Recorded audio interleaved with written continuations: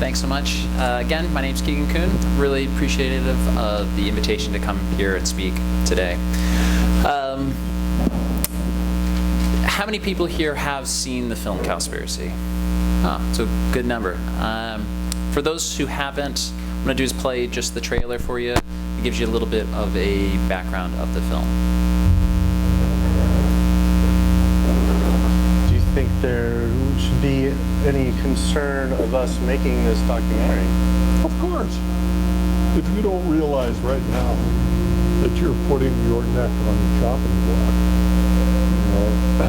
you better take that camera and throw it away.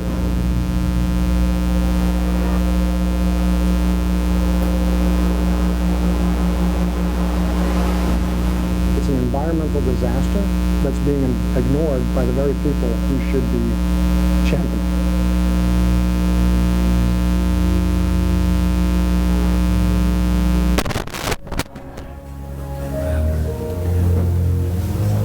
Let's look at the fundamental problem here. No one wants to talk about it because they're membership organizations, a lot of them. They're looking to maximize the number of people making contributions. The leading cause of environmental degradation is... We need to address that as well. It's not up to the Department of Water Resources. Hard to actually target like one thing. I don't necessarily know what it is. There's suppression and mismanagement of information everywhere it abounds. It starts at the local level, but then it goes all the way to Congress. When you consider the devastation it's having on our planet as well as the oceans. And we're in the middle of the largest mass extinction of species in 65 million years. They can dictate the federal policies because they have so much political power. And one of the largest industries on the planet with the biggest environmental impact, trying to keep us in the dark about how it's operating. That's the one thing no one talks about. Everybody goes around that. Unfortunately, we are no longer able to fund your film project. We had a meeting, and due to the growing controversial subject matter, we have some concerns and have to pull out. You're going up against people that have massive legal resources, and you have nothing. A lot of people just keep their mouths shut because they don't want to be the next one with the bullet to their head. I don't know that I would want to comment on that. So the film follows my co-director, Kip Anderson, on this journey of discovery, finding out about the impacts of animal agriculture on the planet. He was heavily influenced by the film An Inconvenient Truth that showed the impacts of climate change, human-caused climate change on the planet. And he was doing everything he thought was necessary to help the planet, which was, recycling and driving less and turning lights off when you leave a room and, switching to compact fluorescent lights. But after a while, he started to question, are these small, seemingly insignificant changes, even if we all did them together, is this really going to be enough to save the planet? And then he stumbled across a report from the United Nations Food and Agriculture Organization that kind of flipped everything on its head. There are a lot of stats and a lot of what I consider pseudoscience when it comes to sustainability that fail to put things into necessary perspective for how we should look at sustainability on a global scale. Drive less, that's the big one. Anyone who cares about climate change, they'll say, oh, well, you've got to drive less, that's the most important thing you can do. And driving less is definitely important. Your carbon footprint your total carbon footprint, half of it could be, almost up to half could be in transportation, both flying and driving. But again, according to the United Nations Food and Agriculture Organization in 2006 released a study that all transportation combined is only responsible for 13% of the world's greenhouse gases versus animal agriculture, which is the raising of animals and their feed crops, is 18% of all anthropogenic greenhouse gases. So the attention given to the transportation sector, although very important, when put in perspective to just livestock, is 18%. A lot of people have criticized this because they said, oh, well, that doesn't take into consideration the full carbon life cycle or life cycle analysis of transportation. So when you look at life cycle analysis, you have to look at every aspect of an industry.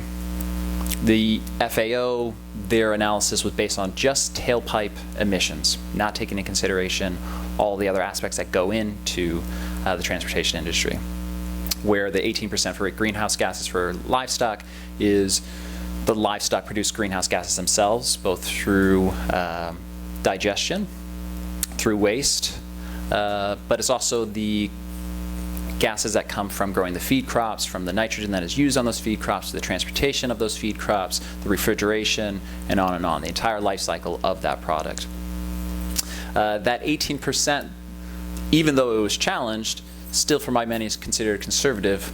Two environmental advisors to the World Bank released an analysis based off of the global standard for measuring greenhouse gases, finding that transportation, still at 13%, but animal agriculture is actually responsible for 51% of all human-caused climate change.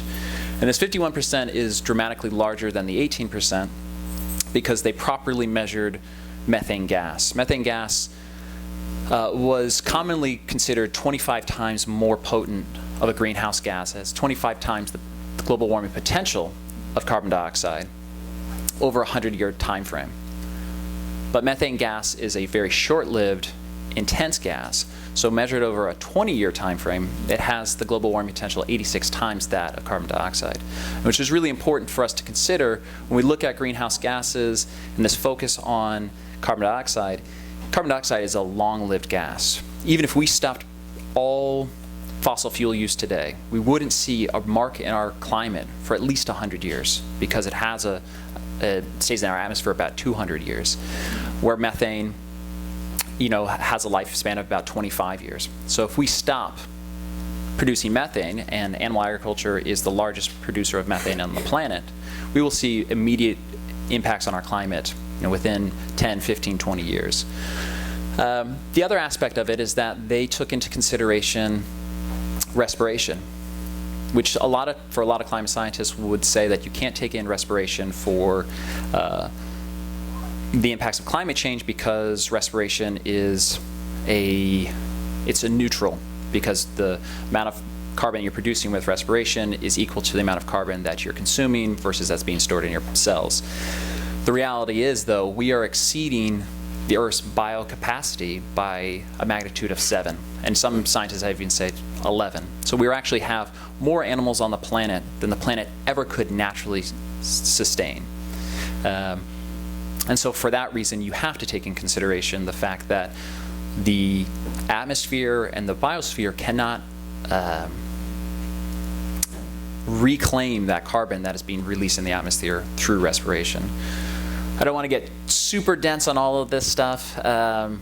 If you are interested, Cowspiracy.com, which is our film's website, has a list of facts. It has every single fact that's listed in the film, plus some extra ones, and explanations and links to all the studies. So highly recommend, if there's anything through this talk that you have questions about, or you think are just full of BS, check it out and see for yourself. That's really what we're encouraging with the whole film, is further exploration for everybody. So not only, though, is it an impact to climate change, animal agriculture consumes 1/3 of the world's fresh water, occupies 45% of the Earth's land. It's responsible for up to 91% of Amazon destruction, is the leading cause of species extinction, ocean dead zones, and habitat destruction. So you would think that with this, if animal agriculture, leading cause of climate change, and all those other stats, that it would be the forefront issue for all environmental organizations. But for some strange reason, it's not. To go to water is a huge issue for everybody right now. We're living in unprecedented times for drought. I was on BART a few weeks ago and I saw this billboard for taking shorter showers. Shorter showers save 2.5 gallons per minute, which is great. Take shorter showers, you can save 2.5 gallons of water. Or you could skip one hamburger and save 660 gallons. Why is that not the billboard? Why is it that the Department of Water Resources isn't talking about lowering our animal consumption? To produce 1 pound of beef in California takes upwards of 2,500 gallons of water. The numbers range depending on how you measure the water footprint. They go from 443 gallons up to about 8,000 gallons. So we go over a very conservative figure of 2,500 gallons. One burger is the equivalent of 2 months of showering. Wow. So when people talk about taking shorter showers and be conservative, that's, again, totally important, and we all should do the changes that we can, but to then put things into perspective. You can eat one burger, or you can skip 2 months of showering. For me, I think on everyone who lives with you, we'd all rather see you shower than eat the hamburger. In the United States, well, sort of water footprint of milk, 1 gallon of milk takes upwards of 1,000 gallons of water to produce. There's a lot of attention right now about the drought and about Nestle Corporation exporting about 100 million gallons of water from California in bottled water that they're selling around the country. And there's a change.org petition. It's getting a lot of attention saying, stop Nestle from exporting, drought-ridden California's water. Again, important. But it really should be stop California's export of dairy. California is the largest dairy-producing state in the country. With every gallon of water that leaves the state, with every gallon of milk goes 1,000 gallons of water. So we're talking about magnitudes, just magnitudes that can't even be compared to almost any other product. Water saving recommendations. The Department of Water Resources has a website called Save Our Water. If you do all the recommendations, and these are like severe, crazy recommendations, you save 47 gallons a day. And that's with changing your appliance to water-saving appliances, stopping leaky faucets and sprinklers, using low-flow showers and toilets, 47 gallons a day. Again, 660 gallons for just one burger. That is not mentioned anywhere on their website. There's right now a lot of the country, or a lot of the state has water restrictions where you can't water your lawn more than 2 days a week, and you actually could be fined. If you imagine one of your neighbors doing this 3 times a day, every single day, you would say, you've got to stop that. You can't keep doing that. You can't keep wasting this water. But that's the equivalent of one hamburger every day. Again, this is this big elephant in the room or cow in the room that no one's really talking about. In the United States, 5% of water use is for domestic use. And that's all domestic use. That's everything you use in your home, showering, and actually can include some industry.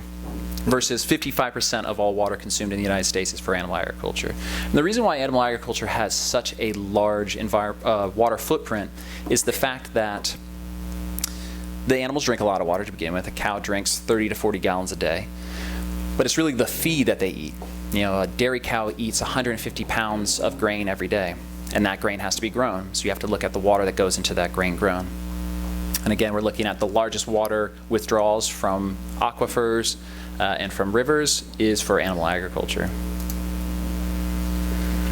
Fracking gets a lot of attention because of its water use.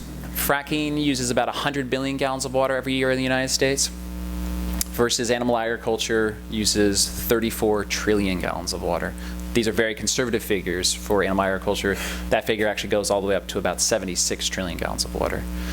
So this attention that's given to fracking and the danger it has to groundwater use, pollution, and then of course the actual withdrawal should always be put in comparison and perspective on the true impacts it's having.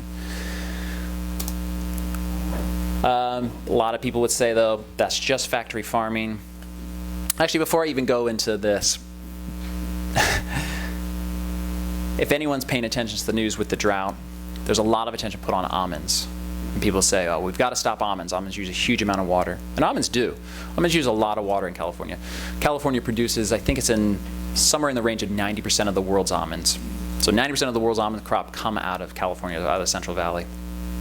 And yet, California's water, only about 8% goes into almond production.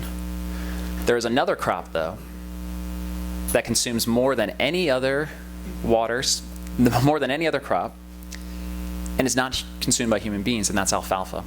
Alfalfa uses 15% of the state's water. It's by far the largest drawer of water, and human beings don't eat it. 90% of it is fed to livestock, and about another 10% is fed to horses, who are again considered livestock but not for human consumption.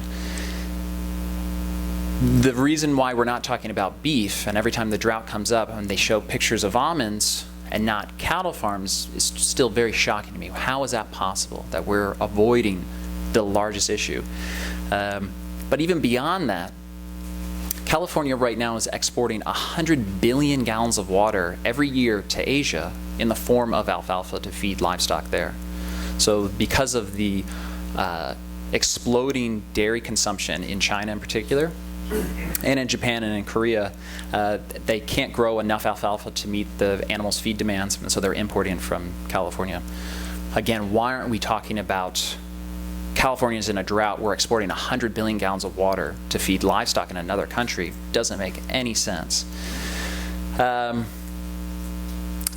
If we wanted to, there's a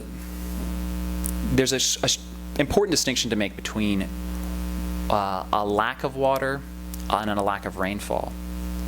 We are in a drought, which means that there is less rain falling than averagely falls. But we're in a water deficit because we are pulling more water out of the ground, even in non-drought years, than the water can actually replenish. If that makes sense. We have groundwater that we are pumping out constantly at astonishing rates to go into feed crops that are then exported out of the state, or go into beef feeding animals that are then, their products are then exported out of the state. If we wanted to end all water shortages in California, all we would have to do is stop growing alfalfa. We could all continue to take long showers, wash our cars, water our lawns, be as wasteful as we've always been with water. Just stop growing alfalfa, and there's the end of the water shortage issue. We'd still be in a drought. There still wouldn't be as much rain as normally falling, but as far as water shortage, it would be not an issue any longer. One crop that human beings don't eat. But again, people say, well, that's just factory farming. All that alfalfa is just fed to factory farm animals. Grass-fed is really the solution. And if you look at any of these large organizations, they'll tell you, if they talk about animal agriculture, they'll say, well, just eat grass-fed beef or pasture-raised animals. But right now in the United States, about half of our land is designated to animal agriculture, and that's for their feed crops and also grazing. If we were to switch over to grass-fed beef, assuming that all the meat you consume is grass-fed beef, it would require more land than the United States has, more land than pretty much all of North America, and would have to go into Central and South America just to meet our demands for meat. But let's not take into consideration the fact that most of that land isn't suited for grazing livestock. It's mountain ranges, it's old growth forests, it's cities, it's urban development. All of those would have to be cleared to meet US demand for meat right now, which obviously isn't a reality. And you could say, well, then we have to eat less meat, and when we do eat meat, eat grass-fed. There's a very popular notion right now from a guy, and I would like to call him a scientist, but what he does isn't science, Alan Savory, who promotes this holistic management grazing, which is basically you mimic wild herd patterns and you move livestock in the way wild herds of large animals would move around being chased by predators, and it, according to him, aerates soil, and it helps with retention of water, and you could feed the world that way. And you can actually even sequester carbon. People often will use that as a defense for grass-fed. Unfortunately, no scientist has been able to replicate his studies. No scientist has been able to replicate his results. And out of the close to 24 rangeland specialists that I've spoken to about his tactic, none of them feel that there is any credibility to it at all. So it's very questionable science. It also doesn't take into consideration the fact that he believes that you can take desertified land that was once lush, either forested or grasslands, and restore it back to lush grasslands by using cattle, even though cattle is by far the driver of desertification around the world. He doesn't take into consideration that livestock takes 15 times more water than plants do. So if you have a desertified area and you're bringing in livestock, well, you've got to give water for them to drink every day, in excess of 30, 40 gallons a day, which you could instead irrigate the plants that are existing in that area, and it will bounce back, not producing any methane, which cows produce about 150 gallons of methane per day, not disturbing soils, sequestering carbon at a much higher rate. I could go on and on about Alan Savory because unfortunately he's kind of heralded as the savior and is far from it. People will say, though, urban sprawl, that's a major issue. That's a real cause of environmental destruction, and that's the real reason why we're losing land. And I think urban sprawl does play a role, but it's a very small role. It's about 2% of the world's land use. This is a comparison for diets. First scale is 1/6 of an acre for a vegan, 3 times as much for a vegetarian, and about 16 times as much land is needed to feed a meat-eating American. So the largest part of your footprint is going to be, if land footprint, is going to be in your food. So if you're really concerned about the sprawl and the development of wild lands, we have to look at diet. Vastly more than suburban tract homes. The reason for this is that you can produce 37,000 pounds of vegetables on 1.5 acres versus 375 pounds of meat on that same plot of land. It's vastly more efficient to grow vegetables than it is to grow animals. On any given area of land, you can grow 15 times more protein than animals in vegetables. So even if you're looking at, people will often say, well, these parts of the world you can't do anything other than raise livestock. And the reality is you actually can. And you can grow 15 times more protein. Again, because you have to look at the water consumption and you have to look at the land use. I used to do a lot of work in northern Nevada with wild horses. And in northern Nevada, they run cattle and sheep. And for cattle, it's about 100 acres per cow, or a cow-calf pair of land that's designated to herd. 100 acres to produce about 300 pounds of edible meat. Totally inefficient. Take that same amount of resources that that cow uses, and you're going to produce 15 times more edible protein that benefits humanity. Or you don't need to use 100 acres. You can allow 100 acres to remain wild, and you can just use a fraction of that to grow the same amount of protein. It's really a human population issue. And I do believe very strongly that human population is a major issue that is not getting enough attention. It is, if you can look at everything, you can say, well, really it all comes down to population. And that is true to some extent, but it's not, because we have to look at consumption. A North American child, privileged North American child, uses anywhere from 18 to 50, I think it's 53% more resources than a sub-Saharan African child. So it's how we live, that's a big thing. Though in no way to discredit the population issue, I believe so strongly in overpopulation, that I actually had myself sterilized because I don't want to contribute to human population. A lot of people see that as an extreme, but I feel it's an important, necessary step to make in order for all humans who are already alive on this planet to have the resources needed. But to put things into perspective again, in 1812 there was about 1 billion people on the planet. 1912 we had 1.5 billion people. 2012 it jumped all the way to 7 billion people, which is just astronomical. But an even more important figure really to talk about is the fact that we have over 90 billion farmed animals on this planet. This figure, 70 billion, is very conservative. 90 billion animals that need to be fed and drink every day. Human population drinks about 5.2 billion gallons of water and consumes 21 billion pounds of food per day. The world's 1.5 billion cows alone, this is 7 billion humans versus 1.5 billion cows, consume 45 billion gallons of water and 135 billion pounds of food every single day. So when we talk about human population, it's really about a humans eating animals population issue. That this planet could definitely feed vastly more human beings than we are right now if we stop feeding livestock. That's not saying that we should be feeding more human beings. I think, in fact, that human population should actually shrink to allow wild lands to regenerate. But one of the most important things that we could do is actually to stop producing livestock. The 70 to 90 billion animals that live on this planet every day are artificial numbers. There's no way that they would survive in those capacities in the wild. The animals are artificially inseminated, they're selectively bred, and again would never exist in nature. And in fact, have exceeded wild capacities, again at a factor of 7 to 11 times. Say the rainforests, that's a huge issue that I think for a lot of environmental organizations they focus on, because rainforests are basically the lungs of the planet. They can produce anywhere from a quarter to a half of the world's oxygen come out of the world's rainforest. And a large focus right now, if you're paying attention to rainforest issues, is palm oil production. Palm oil is a tropical fruit that is used in a lot of snack foods and convenience foods. And in Indonesia, which is where the vast majority of palm production is happening, and in Malaysia, it's a huge issue. It's a major driver of rainforest destruction. But again, perspective, palm oil production has cleared 26 million acres of land versus just Brazilian Amazon destruction for cattle and its feed crops is 136 million acres. This is going on every single day. There's in excess of an acre of rainforested land is cleared per second. And the leading cause for that is for animals and its feed crops. What they'll do in Amazonia is they will do slash and burn techniques. They'll cut the forest for timber, which only makes up a small percentage of its profit. A lot of times they'll say, oh, timber's a driver of deforestation. And in fact, timber's a byproduct.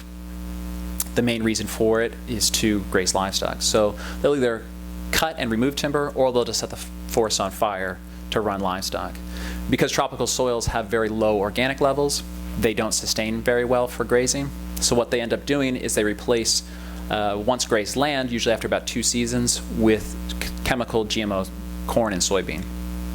90% of that corn and soybean is then fed to livestock, both in Brazil and South America, but also in Europe.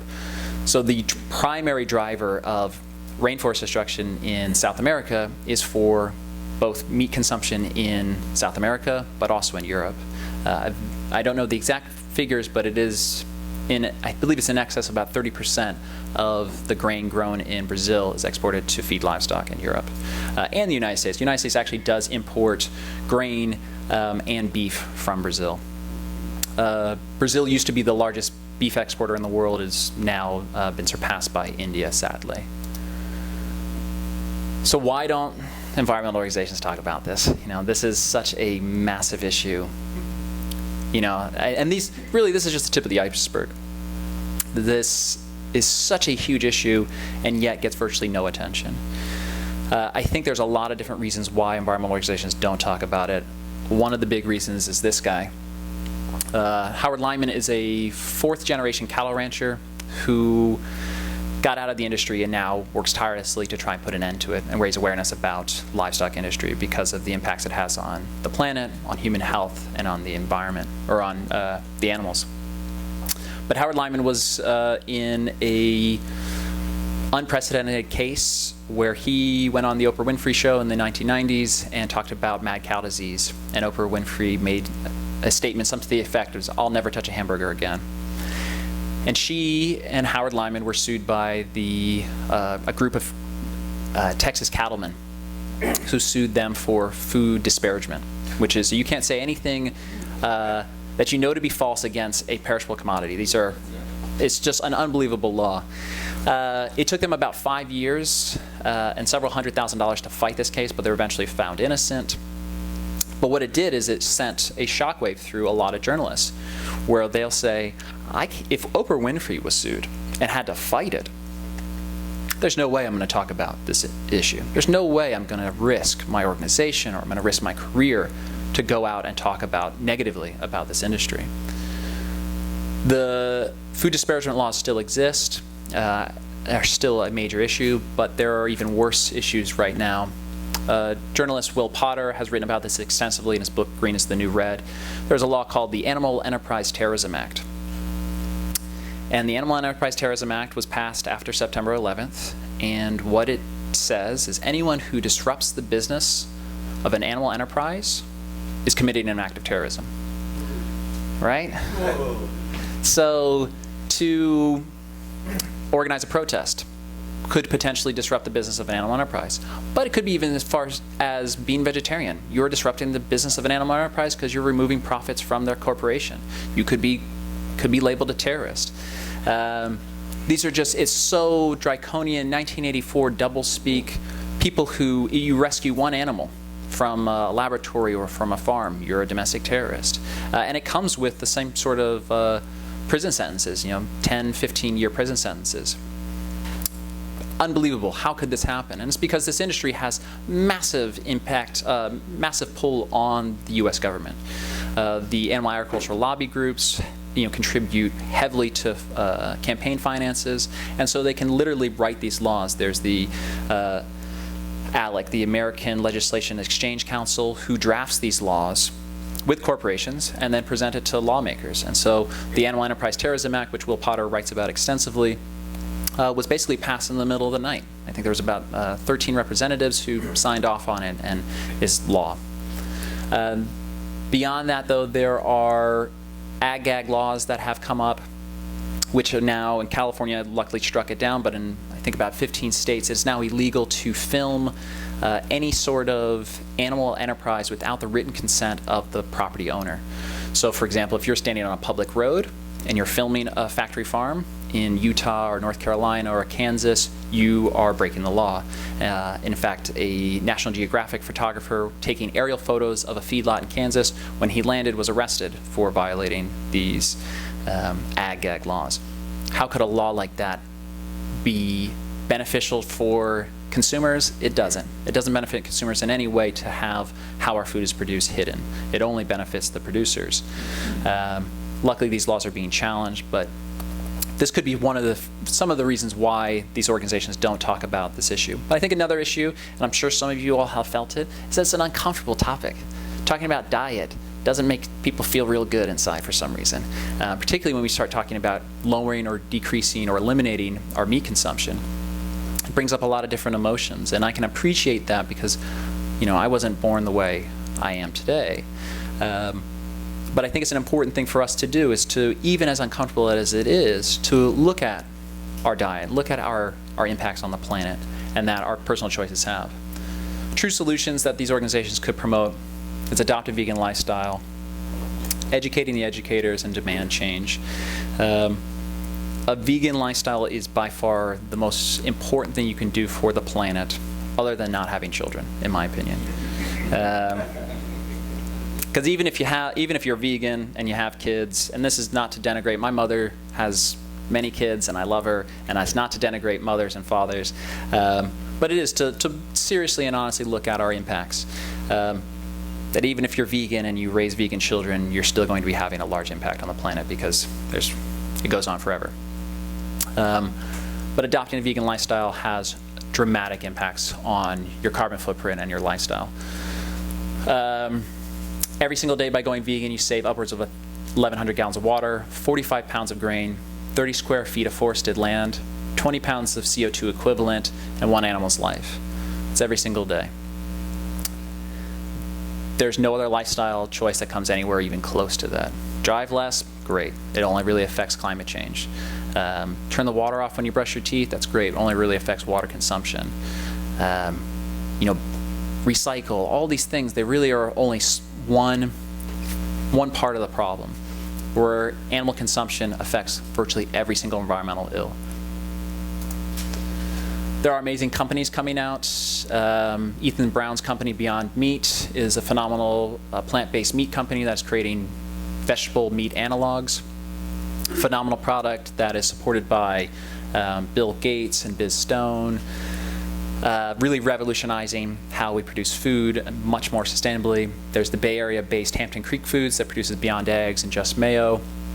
Their goal is to make their products 10 times more sustainable, 10 times more cost-effective, 10 times healthier, 10 times safer, and they're achieving that.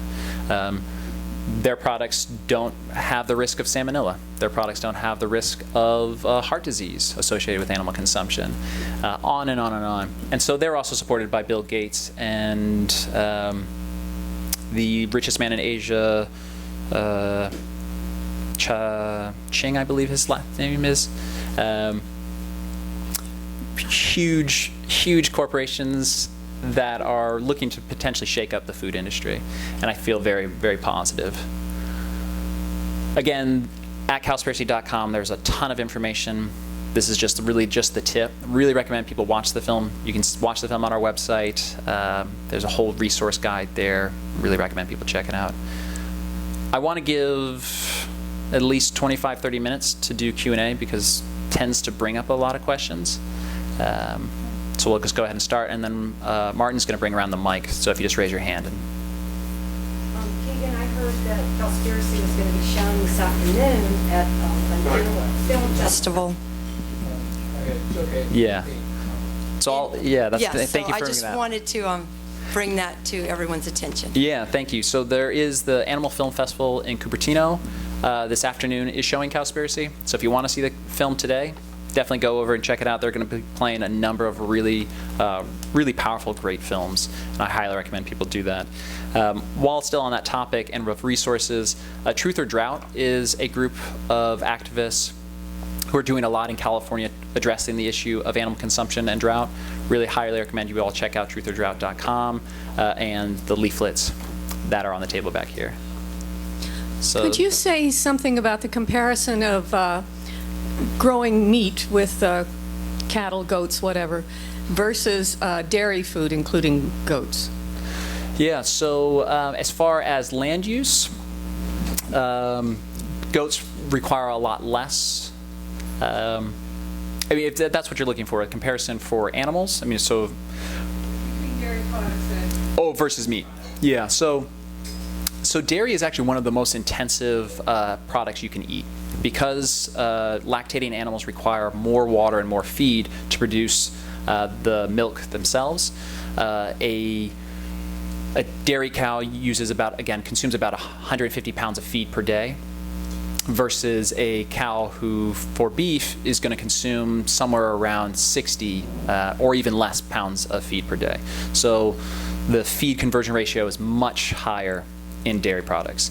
The water footprint is also much higher because of that feed, but also because dairy farms, particularly in California, use a huge amount of water in processing. So when they bring in, and it's something that we show in the film in Cowspiracy, even organic, small-scale farms, they'll bring the animals in 3 times a day.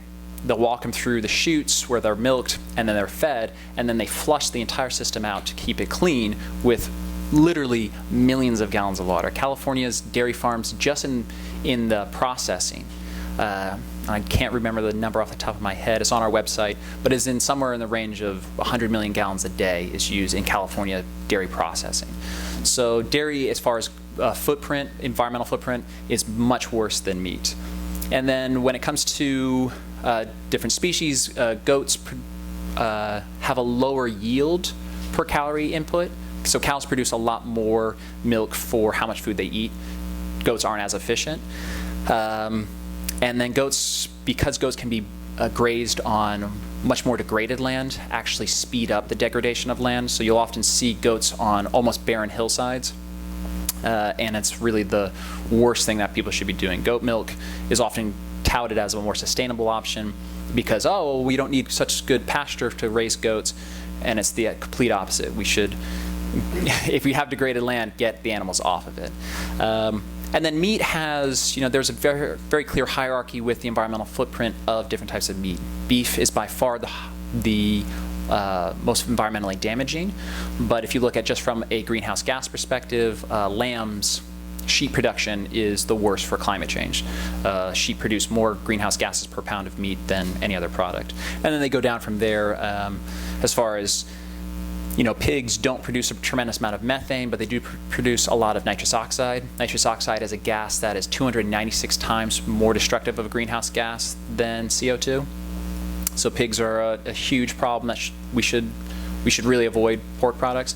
Another aspect of pigs is that pigs are the #1 ocean predator. Sounds crazy, right? That pigs are an ocean predator because they're a terrestrial animal. But the reality is that pigs in the United States consume more fish in this country than human beings do. Which is crazy. There's no reason why pigs should ever be eating fish. But what ends up happening is you have these massive trawlers, the fishy oceans that I didn't even talk about in this presentation. 3/4 of the world's fisheries are depleted or on the verge of collapse, according to the United Nations. So we have to stop fishing too. But what ends up happening is you have all this bycatch that is then fed to pigs. And then so again, it goes down from there. But really the best thing you can do is just to get your calories from plant-based products. I used to be a Catholic. I stopped being one about 20 years when I was 20. But I want to say something about Pope Francis. As I understand it, he's very much in favor of saving the environment. It would be great if he had an interview, you and him had a get-together. That would be great. Yeah, because there's so many Catholics in the world, that would be tremendous help for the world. Yeah, and I would love to see that. I would love to see religious leaders. I mean, I'm an atheist myself, but I would love to see religious leaders, because of the power they have over their followers, to talk about these issues. And there actually is a conference that is going on with religious leaders around the world to discuss environmental issues. And a few of those people presenting at these conferences are actually talking about the impacts of diet. I think that's one of the things. I mean, there is the Seventh-day Adventist Christian religion who talk about eating a plant-based diet in Loma Linda, California. They actually have they're one of the world's blue zones, the highest group of centennials in anywhere in the country or in the world, and it's because they promote a plant-based diet. So there are some groups that are doing it. And Buddhists, traditional Buddhists, should be also talking about this issue. Hindus as well. I mean, it goes on and on and on. It fits in very well with a lot of the world's religions. So, thank you. Yes, I've been on a vegan diet for a number of years, and I was trying to find out how I can keep from alienating all my friends, relatives, and not be labeled some wacko extremist. My mother grew up on a dairy farm in central Wisconsin. She's a full cheesehead. Here I am, her California son, with his radical ideas. Yeah, I'm still trying to figure it out. It's easy to follow at home. I've got it totally dialed in, but you're on the road. It's nobody, and you can visit people's houses. They don't have a clue what this diet's all about. I've been vegan for 18 years, and I've seen it change.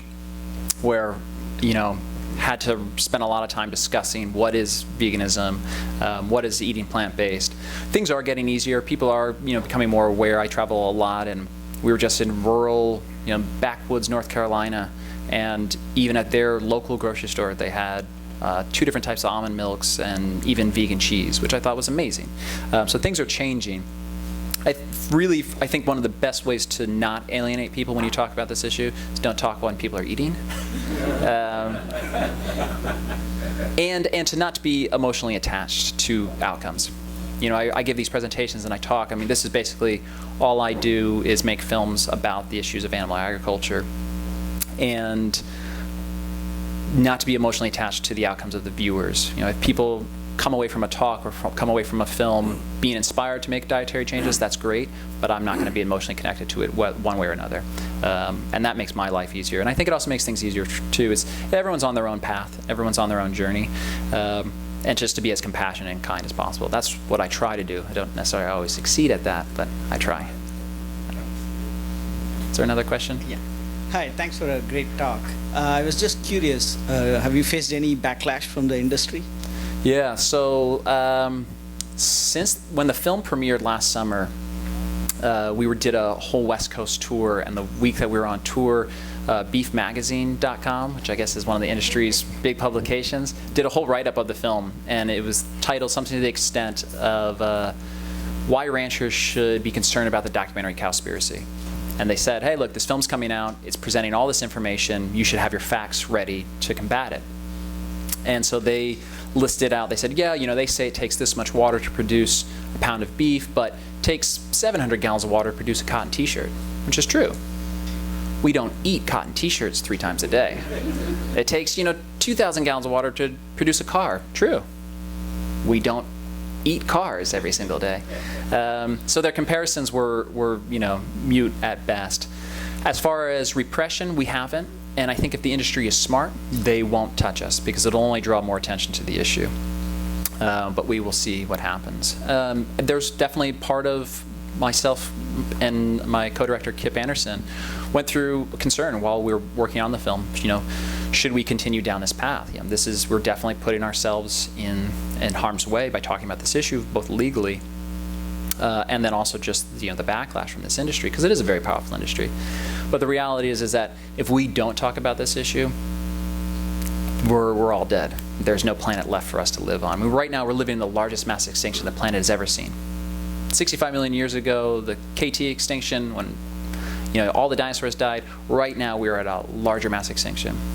So if we don't stop this, if we don't talk about this, there is no point. And so it risks our personal safety or legal issues seems pale in comparison. Yes, I became a vegan because of a different film called Forks Over Knives, which is for my own personal benefit as opposed to benefiting the planet. But maybe if you link the two together, then you can capture more people to switch over to the vegan lifestyle. Yeah, so Forks Over Knives is an amazing film. If anyone is interested in the health implications of eating animals and the health benefits of eating a whole foods plant-based diet, it's an amazing resource. Highly recommend it. We talked about doing that in the film, and in the film we touch on health very briefly. And it was going to be a larger part of the film, but it felt too broad and too separate from the environmental issue. And so, yeah, so you can watch Forks Over Knives on Netflix, along with a whole list of plant-based advocate films like Fat, Sick, and Nearly Dead. There's a number of them. Yeah. So, is there another question? You California? I mean, do you live here? Yeah, I live in the East Bay. Might you think of running for governor on the alfalfa issue? And then maybe why we should make California a vegetable garden for our country. Well, thank you for that.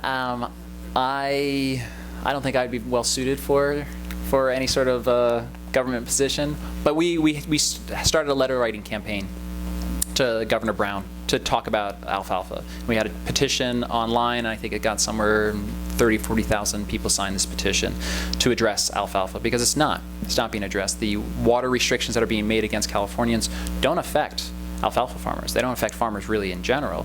Farmers have had to cut back because they don't have access. The water tube that we're basically right? Yeah, and so it's an industry, and it's one of the largest industries in California. It's one of the, California though, is the garden for the country. It grows about half of the country's produce comes out of California. So, again, this water shortage that we're dealing with and drought on top of it is, we're gonna have to start addressing animal agriculture, or we're just gonna stop feeding people. And we're definitely gonna stop feeding, exporting food out of the country. So.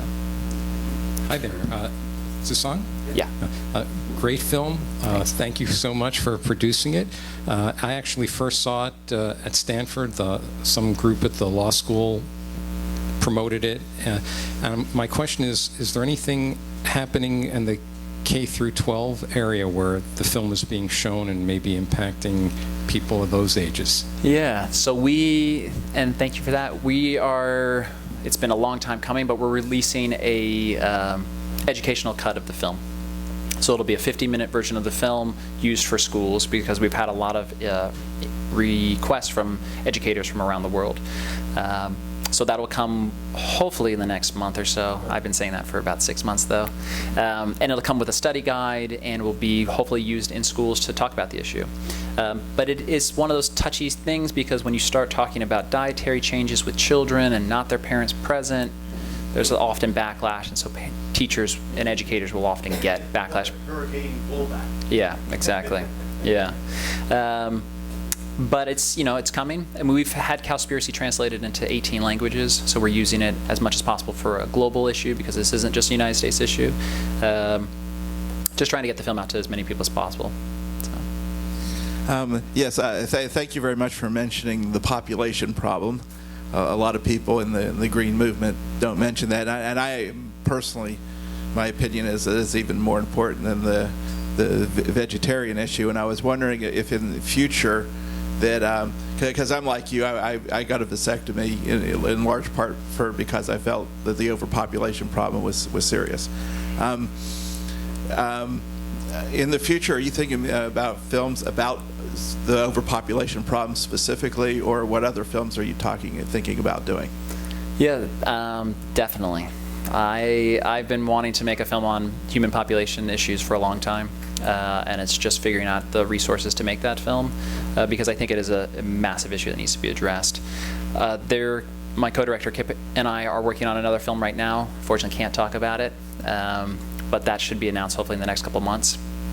But it's one of those things where oftentimes people will use population though as and I'm not saying this is your case, but people will use as an excuse that, well, we don't really need to be vegan, we don't really need to be vegetarian, we just need to cut down on human population, which I think is it's an unrealistic look at the world, is that even if we stopped having human beings today, and the human population is growing at 228,000 new human beings, the population grows 228,000 more people every single day. I mean, that's every 2 days there's a new Sacramento. Right, I mean, it's just crazy that and that's, so, but even if we stopped all new human, birth, it's going to take a long time before we really start to see the impacts because of our consumption rates. Where if we stop our consumption of animal products, we will see an overnight change, and while we are stopping that, a decrease in human population will just be beneficial. So I'm all in favor for, I mean, I'm in, actually I probably won't even say it. I want to see a smaller human population. I think it'll benefit all humanity. So. Hello. Now, I've been a vegetarian and I've been a vegan, and I may become a vegan again, but I'm not so, I mean, overpopulation, I think you would agree that we could, eventually send people out to outer space, but the water problem, water is renewable, so if water became cheap enough, and through desalinization and everything, we had it prevalent, and we could use it. Then cows wouldn't be such a problem. Maybe then pigs and sheep that you said, they would actually be at the top of the problem with animals. So, but even them, I mean, what really is the problem? I mean, because you didn't really talk about the oil and the cost of fuels to do all these things, which also could be solved by using renewable fuels and renewable electricity through solar and everything. That all could be solved through technology. So, I mean, besides all those, what else would be the problem if those were all solved? So oftentimes in human history, when we are dealing with a shortage or a scarcity, we try and come up with, instead of changing behavior, we try and come up with solutions to, for example, where oil reserves are running low.